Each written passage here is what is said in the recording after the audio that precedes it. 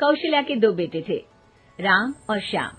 कौशल्या के पति का अच्छा बिजनेस था और वो भी एक अच्छी गृहस्थ महिला थी। बेटे बड़े हुए और पिता के साथ बिजनेस करने लगे। लेकिन एक दिन, पिताजी मैं फैक्ट्री जा रहा हूँ। ठीक है बेटा, शाम को भी ले जा साथ। अब रहने दे पिताजी, नई नई शादी हुई है, थोड़ा घूम फिर ले, फिर तो काम ही करना है ना। और क्या, राम ठीक ही तो कह रहा है। अब दोनों बेटों की शादी हो गई है, आप चिंता ना करें, दोनों समझदार हैं। कुछ दिनों तक तो घर में सब कुछ ठीक चलता है, लेकिन एक दिन श्याम और उसकी बीवी, माँ, पिताजी हमें हमारा हिस्सा दे दो, हम अलग रहेंगे। अरे नहीं नहीं, मैं ऐसा नहीं करूँगा। बड़ी मेहनत से मैंने ये बिजनेस खड़ा किया है, जीते जी तो मैं इसका बंटवारा बिल्कुल नहीं करूँगा। नहीं करूँगा? ये कैसी बात होती है पिताजी? क्या सारा जीवन में जॉइंट फैमिली में रहूंगी? अरे पर बेटा, हमारे घर में इतने नौकर चाकर हैं, न किसी चीज की पाबंदी है, फिर क्यों अलग होना चाहती हो? एक साथ जीवन कितना अच्छा लगता है। हर कोई हर किसी के लिए हर किसी के साथ खड़ा होता है। अरे बाप प्लीज, ये सब बातें करके वक्त जाया न करो। पिताजी आप नहीं देंगे तो मैं कानून का दरवाजा खटखटाऊंगा। तभी वहाँ राम आ जाता है। पिताजी कोई बात नहीं, आप इसे इसका हिस्सा दे दीजिए। हमारे घर की बात बाहर जाए ये ठीक नहीं। और हाँ, मुझे पिताजी के कपड़े वाला कारोबार चाहिए जिसमें मुनाफा ज्यादा है।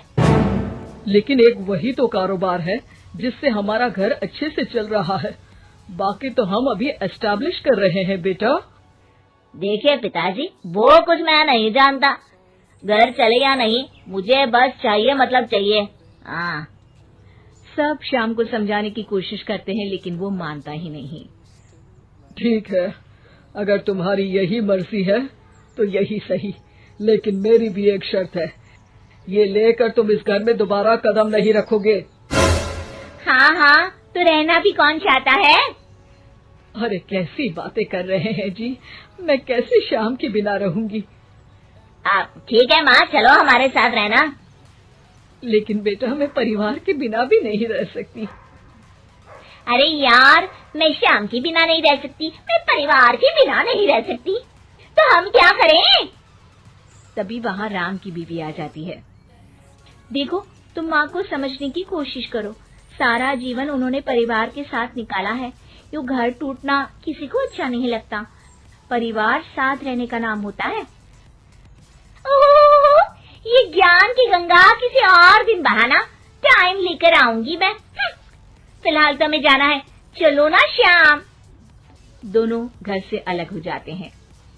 राम और उसके पिताजी एक नया कारोबार नए तरीके से शुरू करते हैं।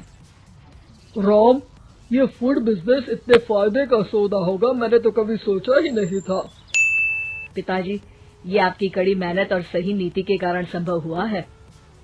घर के सारे एक साथ बैठकर खाना खा रहे होते हैं कि तभी आज श्याम की बहुत याद आ रही है। क्या तुम में से कोई मुझे उससे मिलवाने ले चलेगा? कोई जरूरत नहीं है।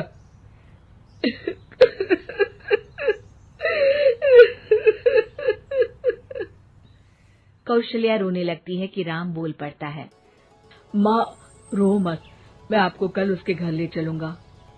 अगली शाम दोनों श्याम के घर जाते हैं, जहाँ श्याम की बीवी साड़ी नहीं बल्कि स्कर्ट पहनी होती है। साथ में उसका भाई और माँ भी होते हैं। अरे आप लोग आइए आइए, मेरी माँ और भाई भी आए हुए हैं यहाँ पर। अब श्याम कहाँ है, वो दिखाई नहीं दे रहा। श्याम को देखने के लिए आंखें तरस रही है। अरे माँ जी, वो ना आज थके हैं तो सो गए हैं। अरे ये तुम्हारे भाई के हाथ में हमारे बिजनेस की फाइल क्यों है? क्यों है मतलब? परिवार का है, काम तो संभाल रहे हैं। कौशल्या सीधे श्याम के कमरे में जाती है, पर ये क्या, हट्टा कट्टा मोटा श्याम, उसकी हालत तो खस्ता सी थी। कौशल्या श्याम को पकड़ लेती है। अरे बेटा, क्या हुआ? ये हालत क्या बना रखी है? श्याम सामने खड़े राम के गले लग जाता है। भैया मुझे माफ कर दो, मैं परिवार की किस्मत नहीं समझ पाया। और आपके खिलाफ हो गया। अरे पर हुआ क्या है? तब पीछे से श्याम की बीवी आ जाती है। होना क्या है और होगा क्या? कैसी बातें कर रहे हैं आप? चलिए ड्राइंग रूम में, मैं आप लोगों के लिए चाय नाश्ता बना देती हूँ, फिर फुटो यहाँ से। श्याम उन लोगों को बताने ही वाला होता है, लेकिन उसकी बीवी और भाई के आ जाने के कारण वो कुछ नहीं बता पाता। जब राम और कौशल्या वहां से जाने वाले होते हैं तो श्याम बोल पड़ता है। माँ, भैया, रुक जाओ ना थोड़ी देर। तभी उसकी बीवी आ जाती है। हाँ हाँ, रुके तो थे, अब उन लोगों को अपने घर भी तो जाना है ना? क्यों माँ? दोनों वहां से चले जाते हैं, लेकिन रास्ते में माँ और राम दोनों के ही दिमाग में श्याम की बेचारे वाली तस्वीर घूम रही होती है। राम, क्या हाल है श्याम का? मजे कर रहा होगा जिसके लिए वो अलग हुआ है। नहीं नहीं पापा, श्याम की हालत काफी खराब है। ये बोलकर वो सारा किस्सा पिता के सामने रख देता है। ये डर मुझे था, इसलिए मैंने श्याम को अलग तो कर दिया था, लेकिन भविष्य के लिए एक डोर अपने ही हाथ में रखी थी। कैसी डोर पिताजी? वो तुम्हें कुछ ही दिनों में समझ आ जाएगी। एक दिन एक वकील उन लोगों के पास आता है।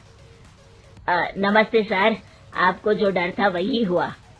श्याम ने अपनी सारी प्रॉपर्टी को बीवी के नाम कर दिया है। तभी वहाँ श्याम रोते हुए आता है। पिताजी, मुझे माफ कर दीजिए, मेरी बीवी ने धोखे से मेरे साइन करवा लिए हैं। अब मैं कहीं का नहीं रहा। सारी प्रॉपर्टी लेने के बाद उसने मुझे घर से बाहर निकाल दिया। कोई बात नहीं बेटा, तुझे अकल आ गई, यही बहुत है। लेकिन आपका मेहनत से बनाया कारोबार मेरे कारण चला गया। मैंने कोई कच्ची गोली नहीं खेली है बेटा। तभी वकील बोल पड़ता है। आपकी कोई भी प्रॉपर्टी आपके पिता और भाई के साइन के बिना आप किसी को नहीं दे सकते। इसी शर्त में आपको वो कारोबार दिया गया था। अरे वाह पिताजी, आप ग्रेट हो। वैसे भी इतनी मेहनत से खड़ा किया हुआ कारोबार मैं ऐसे ही किसी को थोड़ी ना दे सकता था। और बेटा, सुबह का भूला शाम को वापस आ जाए तो उसे भूला नहीं कहते, श्याम कहते हैं।